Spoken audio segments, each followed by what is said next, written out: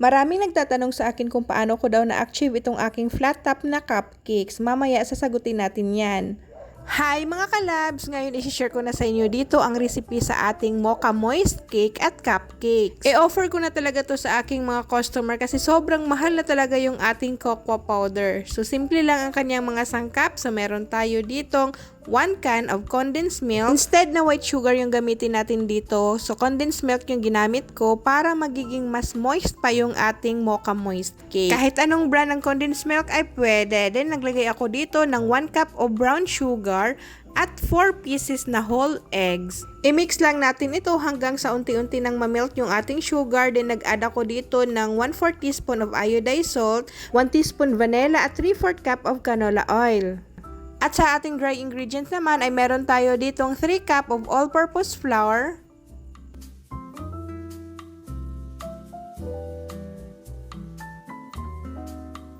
at nilagyan ko ng 1 1/2 tablespoon of baking powder at 1 tablespoon of baking soda.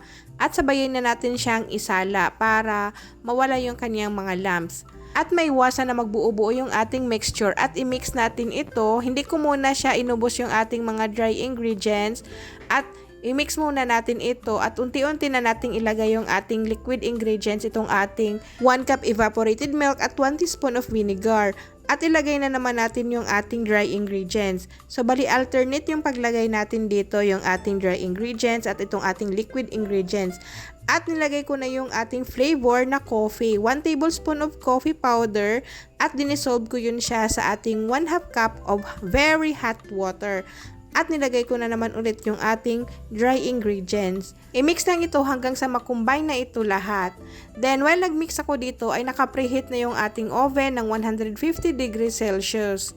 At yung panghuli nating ingredients na ilagay itong ating 1/2 cup of very hot water. So same lang ito sa ating moist chocolate cake na recipe. Maglagay pa rin ako dito ng hot water para mas maganda yung texture sa ating cake na very moist siya at fine ang kanyang texture. At naglagay ako dito ng 1 cup of chocolate chips, pero pwedeng hindi na tayo maglagay dito. Optional lang ang paglagay sa ating chocolate chips.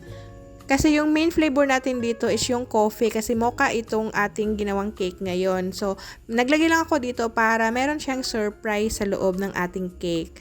At yung ating cupcakes. Then, 3 ounce itong ating ginawa. 3 ounce yung ating cupcake liners, yung sukat niya. Then, binake ko siya na sa 120 degrees Celsius yung ating oven temperature. So, binabaan ko yun siya. Kasi ito yung technique na kapag mahina yung ating apoy or low temperature sa ang ating oven, ma-achieve mo talaga yung flat top technique sa ating cake at itong ating cupcakes.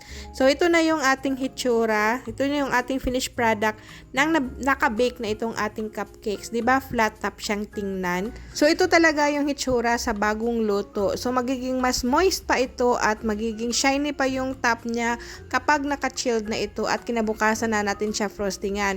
Pero order ito at ngayon yung pick up kaya pinalamig ko lang siya muna, then pagka lumamig na siya ay nag-frosting na ako dito.